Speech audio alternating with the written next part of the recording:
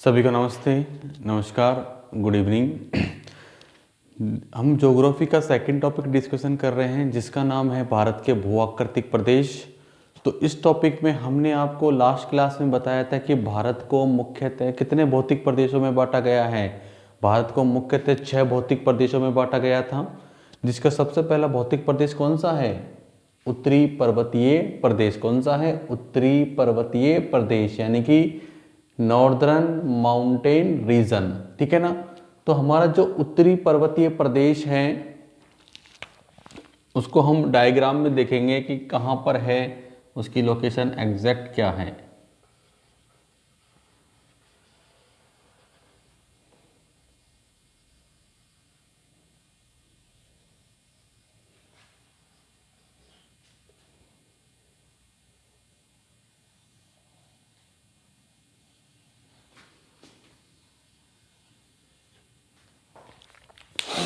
ठीक है।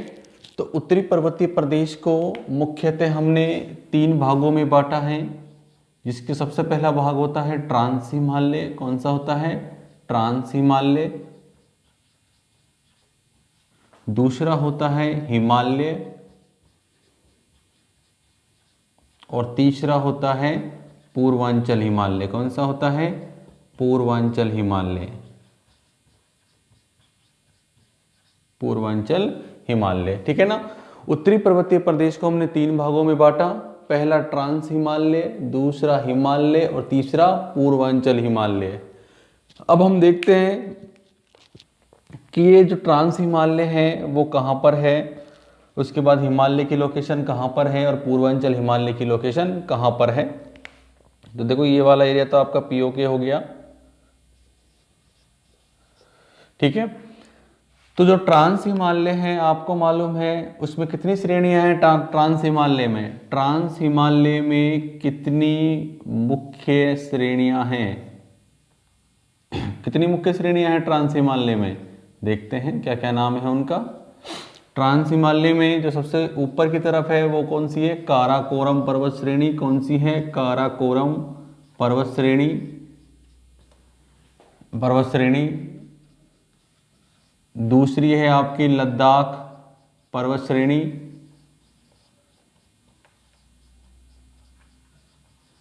तीसरी है जास्कर पर्वत श्रेणी।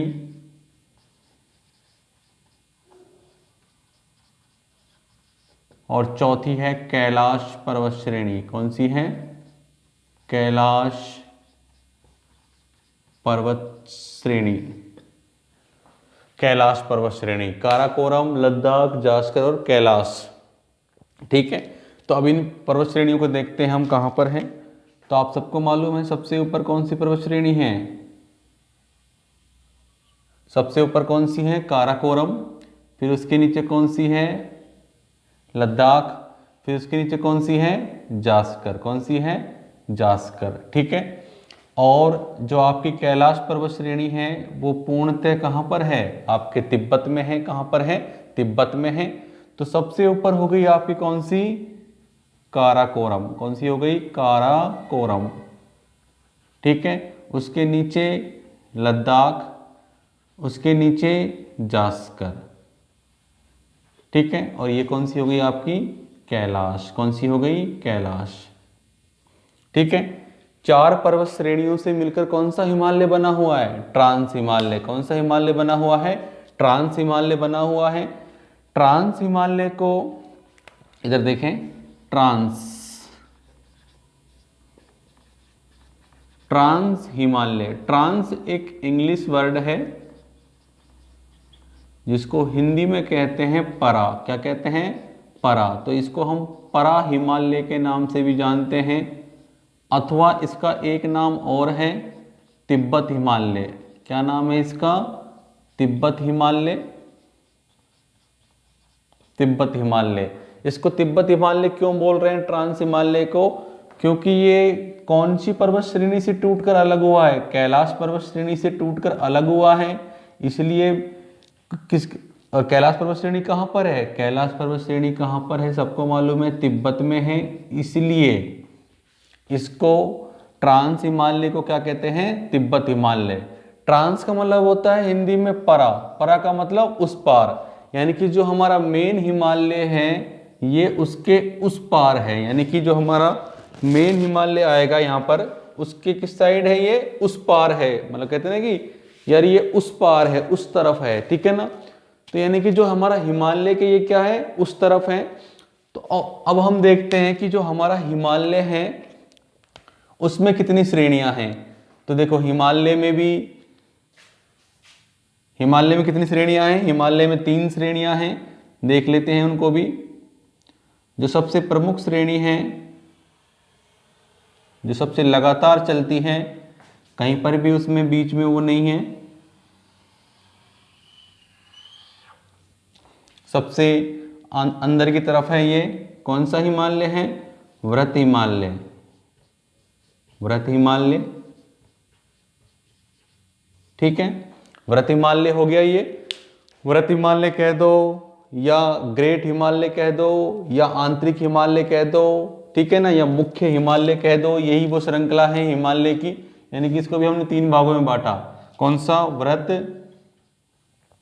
दूसरा जाएगा लघु और तीसरा जाएगा शिवालिक। कौन सा जाएगा, शिवालिक, शिवालिक, ठीक है।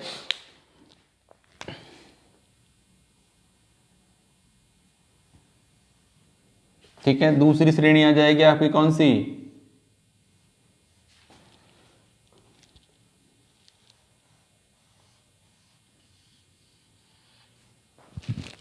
दूसरी श्रेणी कौन सी है आपकी, बताइए। हाँ, दूसरी श्रेणी है आपकी, व्रत के बाद आता है लघु, कौन सी है, लघु श्रेणी, कौन सी है ये, लघु श्रेणी, लघु हिमालय या लघु श्रेणी, ठीक है। फिर उसके बाद अंतिम जो श्रेणी है वो पूरी की पूरी खंडित अवस्था में है, टूटी हुई अवस्था में है, ठीक है ना। और ये हिमालय की क्या है, सबसे बाहरी श्रेणी है, क्या है ये, सबसे बाहरी श्रेणी है। तो इसको क्या कहते हैं हम, शिवालिक श्रेणी, शिवालिक हिमालय,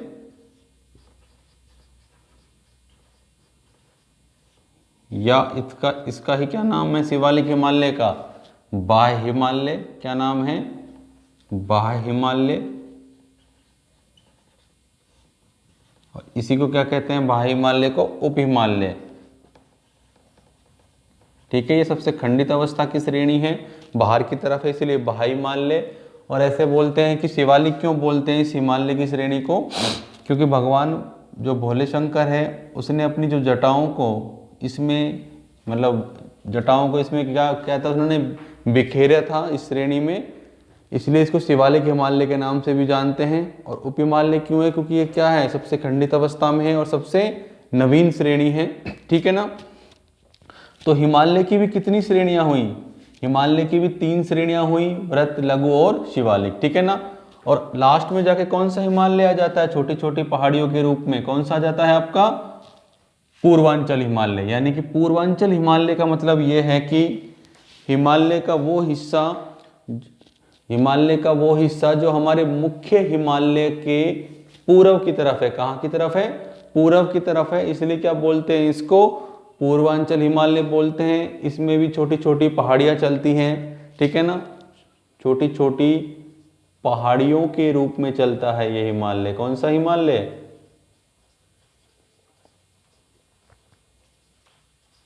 छोटी छोटी पहाड़ियों के रूप में, जैसे असम में मिकीर की पहाड़ी आ गई, ठीक है ना, 3 पहाड़ियाँ, गारो, खासी, जयंतियाँ, वो भी कहाँ पर है, मेघालय में है, ठीक है ना, ठीक है। पटकाई बूम की पहाड़ी वो कहाँ पर है, अरुणाचल प्रदेश में है, ठीक है। छोटी छोटी पहाड़ियों के रूप में चलता है कौन सा हिमालय, पूर्वांचल हिमालय। तो इसके बारे में हम डिटेल से आपको अलग से बताएंगे, ठीक है ना। तो पहले हम जो करेंगे वो कौन सा हिमालय करेंगे, ट्रांस हिमालय, उसके बाद फिर हिमालय, और अंत में कौन सा करेंगे, छोटी छोटी पहाड़ियों के रूप में पूर्वांचल हिमालय, ठीक है ना, क्लियर है। तो देखो अब हम शुरुआत करते हैं कौन से हिमालय से, ट्रांस हिमालय से। ट्रांस हिमालय का मतलब क्या है, परा हिमालय या तिब्बत हिमालय, क्लियर है, ठीक है। चलिए इसमें आगे चलते हैं हम। अब इधर देखिएगा आप, तो ट्रांस हिमालय में हम जो शुरुआत करेंगे, अब ये हम देखेंगे कि जो ट्रांस हिमालय है, यानी कि ट्रांस का मतलब है जो हमारे मुख्य हिमालय के उस साइड है, परे की साइड है, इसलिए इसको परा हिमालय भी कहते हैं। तो अब हम जो श्रेणी लेंगे सर्वप्रथम वो कौन सी लेंगे, यानी कौन सा हिमालय लेंगे, ट्रांस हिमालय। और ट्रांस हिमालय में कौन सी श्रेणी पढ़ेंगे हम, काराकोरम। कौन सी पढ़ेंगे, काराकोरम पर्वत श्रेणी। कौन सी श्रेणी पढ़ेंगे, काराकोरम पर्वत श्रेणी पढ़ेंगे, काराकोरम पर्वत श्रेणी। अब देखो काराकोरम पर्वत श्रेणी, पहले तो हम इसकी लोकेशन देख लेते हैं कि काराकोरम जो पर्वत श्रेणी है उसकी लोकेशन कहाँ पर है, यानी कि स्थिति कहाँ पर है, कौन कौन से देशों में ये फैली हुई है। तो देखो इसका कुछ हिस्सा कहाँ पर आ रहा है, पॉक में। पॉक का मतलब है पाकिस्तान अधिकृत कश्मीर, ठीक है, यानी कि पाकिस्तान देश के अंदर आ रहा है। फिर इसका कहां पर आ रहा है, आपके भारत देश में आ रहा है इसका विस्तार, ठीक है, भारत में लद्दाख में आ रहा है इसका, यानी कि भारत के बाद कौन से देश में जा रही है, ये तिब्बत में जा रही है। लेकिन तिब्बत पे किस देश का अधिकार है, चीन देश का अधिकार है, ठीक है। तो पहले तो इसकी स्थिति हो गई। दूसरा देख लेते हैं, काराकोरम जो पर्वत श्रेणी है क्या उसकी कोई लंबाई है, क्या लंबाई है, कितनी है, 500 किलोमीटर है इसकी लंबाई, क्लियर है। अब हम देखते हैं कि काराकोरम जो पर्वत श्रेणी है क्या इसकी औसत ऊंचाई है, क्या कोई हाइट, ऊंचाई। ऊंचाई हमेशा पर्वतमाला की जो ऊंचाई होती है वो हमेशा किस में चलती है, औसत में चलती है। किस में चलती है, औसत में। क्यों, क्योंकि पर्वतमाला जो होती है कहीं से वो ऊंची होती है, कहीं से वो नीचे होती है, कहीं से वो ऊंची, कहीं से वो नीची, ठीक है ना। तो इसलिए पर्वतमालाओं में हमेशा हम क्या निकालते हैं, औसत ऊंचाई। क्या निकालते हैं, औसत ऊंचाई। तो इस पर्वतमाला की जो औसत ऊंचाई है वो कितना है, 6100 मीटर। कितना है, 6100 मीटर है काराकोरम की।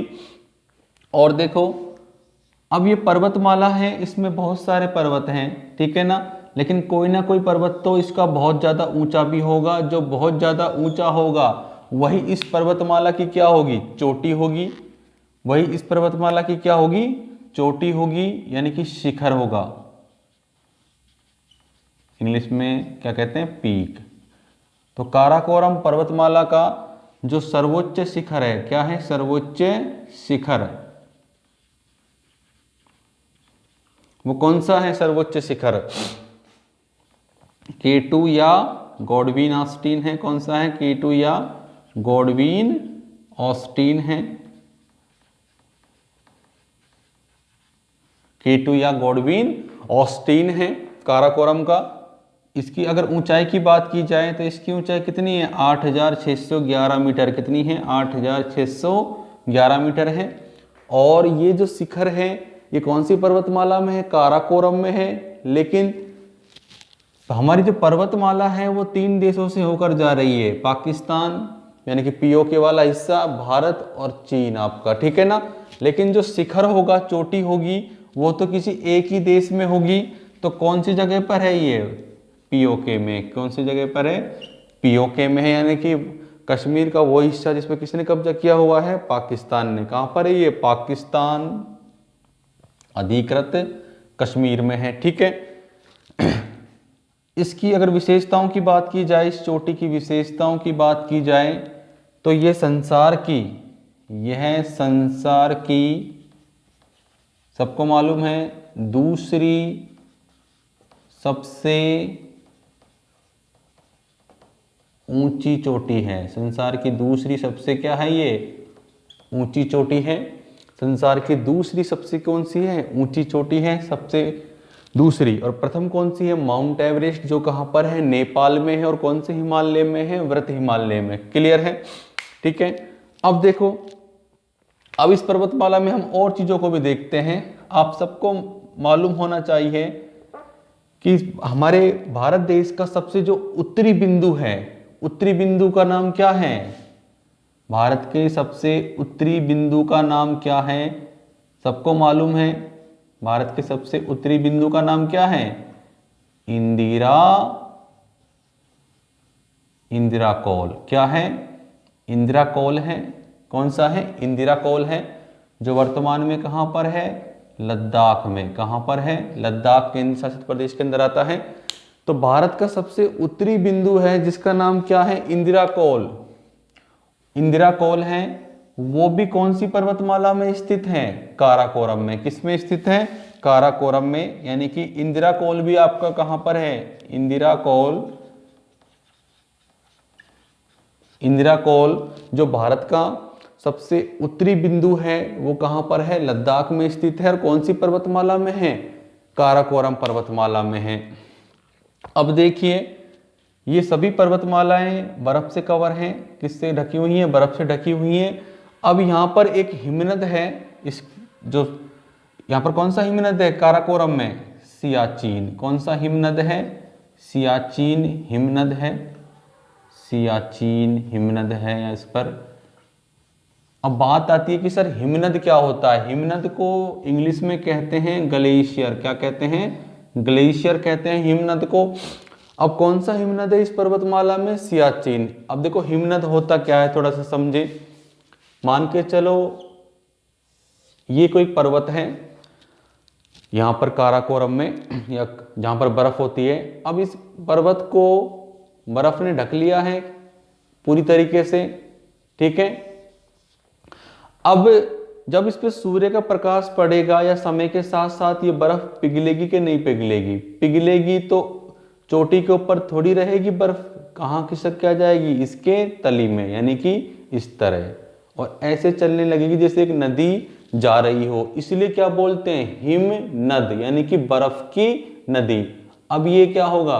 ये सारा हिमनद फिर इकट्ठा होना शुरू होगा, ठीक है ना। तो ये सारा जमा होकर फिर किसका रूप ले चुका है? हिमनद का रूप ले चुका है। और ये कौन सा हिमनद है? सियाचिन हिमनद है। अब ये सियाचिन हिमनद इतनी लंबाई में फैला हुआ है कि इसकी जो लंबाई है ना वो कितनी है? 76 किलोमीटर है। कितनी है? 76 किलोमीटर है।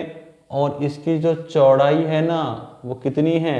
10 किलोमीटर है। कितनी है? 10 किलोमीटर है। तो बताइए सियाचिन हिमनद का जो क्षेत्रफल हुआ वो कितना हुआ? 760 वर्ग किलोमीटर। कितना हुआ? 760 वर्ग किलोमीटर। यानी कि ये जो हिमनद है वो कौन सी पर्वतमाला में है? काराकोरम पर्वत श्रेणी में है। कौन सा हिमनद? सियाचिन हिमनद है, ठीक है। कितनी लंबी हिमनद है? 76 किलोमीटर लंबी हिमनद है और 10 किलोमीटर चौड़ी हिमनद है। तो अब सियाचिन हिमनद का जो हमने क्षेत्रफल निकाला 76 को 10 से गुना किया, 76 को 10 से, कितना आया? 760 वर्ग किलोमीटर। यानी कि ये इतनी बड़ी हिमनद फैली हुई है, ठीक है। अब देखो ये हिमनद कुछ पाकिस्तान में जा चुकी है, कुछ भारत के लद्दाख क्षेत्र में है, ठीक है ना। और ये जो हिमनद है, कौन सी हिमनद? सियाचिन हिमनद है। यानी कि ये जो हिमनद है एक मैदान के रूप में जमा हो चुकी है। तो सियाचिन वर्तमान में संसार का सबसे ऊंचाई पर स्थित युद्ध का मैदान है, जिसकी औसत ऊंचाई 5400 मीटर है। सियाचिन हिमनद की औसत ऊंचाई कितनी है? 5400 मीटर है। देखिए काराकोरम की औसत ऊंचाई कितनी है? 6100 है। अब हिमनद होगा तो उसके पैंदे में ही तो होगा, तो हिमनद की हाइट कम होगी। तो कितनी है हिमनद की हाइट? 5400 मीटर। कितनी है? 5400 मीटर है सियाचिन हिमनद की जो ऊंचाई है। क्लियर है। अब ये संसार का सबसे ऊंचाई पर स्थित क्या है? युद्ध का मैदान है, जो वर्तमान में पीओके का मतलब पाकिस्तान माने, यानी कि पाकिस्तान और भारत के मध्य ये क्या है? विवादास्पद एक युद्ध का मैदान है, ठीक है ना। अब इस हिमनद की एक विशेषता और है, हम उसको भी देखते हैं कि इसकी विशेषता क्या है। सियाचिन हिमनद की आप सबको मालूम होगा, अगर आपने पढ़ा होगा तो कहीं पर भी। सियाचिन हिमनद की, इधर देखें, यह आपकी पृथ्वी हो गई, ठीक है। इस पे ये ध्रुव हो गए 90 डिग्री, उत्तरी ध्रुव और 90 डिग्री दक्षिणी ध्रुव। ठीक है, तो अब बताओ, सबको मालूम है सबसे ज्यादा बर्फ तो ध्रुवों पर ही पाई जाती है।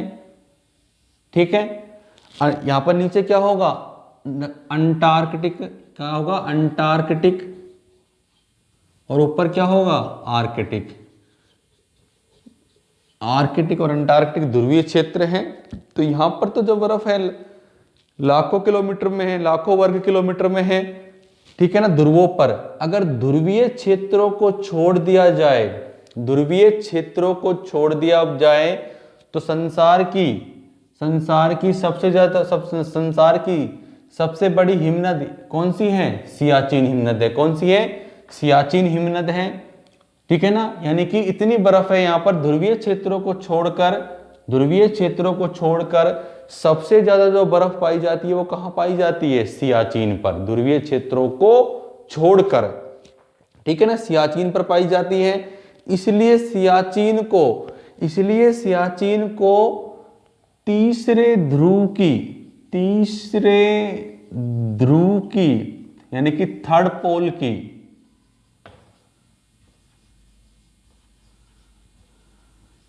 पोल की क्या दी जाती है, संज्ञा दी जाती है। इसको किसको, सियाचिन हिमनद को। ठीक है ना, इतनी बर्फ यहां पर पाई जाती है।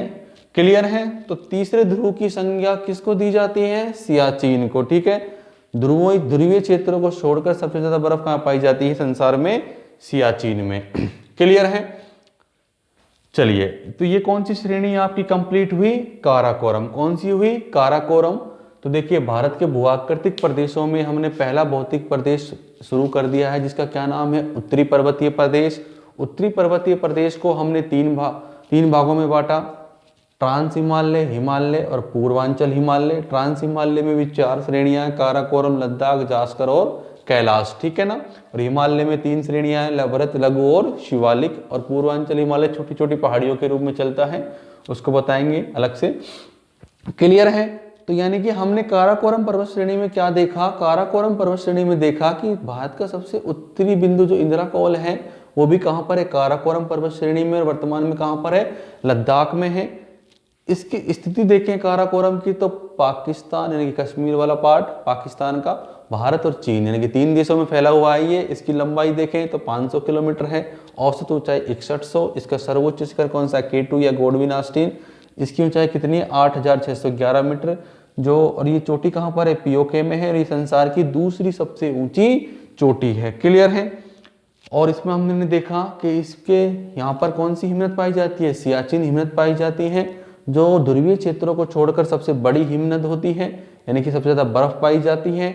इसकी जो ऊंचाई है वो कितनी है, 5400 मीटर है। और इस हिमनद की कितनी ऊंचाई है, 5400 मीटर है। तो इसलिए ज्यादा बर्फ पाए जाने के कारण सियाचिन को तीसरे ध्रुव की संज्ञा भी दी जाती है। क्लियर है, चलिए आज के लिए इतना ही। इसमें आगे के लेक्चर में हम कौन सी श्रेणी को डिस्कशन करेंगे, लद्दाख श्रेणी को। कौन सी श्रेणी को, लद्दाख श्रेणी को। फिर कौन सी को, जास्कर को। ठीक है, हिमालय बहुत बड़ा टॉपिक है, बहुत बड़ा क्लासिफिकेशन है। इसमें श्रेणियां होंगी, काफी सारी चोटियां होंगी, चोटियों के बाद इसमें दर्रे होंगे, हिमालय के प्रमुख दर्रे। ठीक है ना, दर्रे करने के बाद हम हिमालय का ये भौगोलिक वर्गीकरण है, फिर प्रादेशिक करेंगे नदियों के आधार पर। ठीक है, आज के लिए इतना ही। Thank you so much.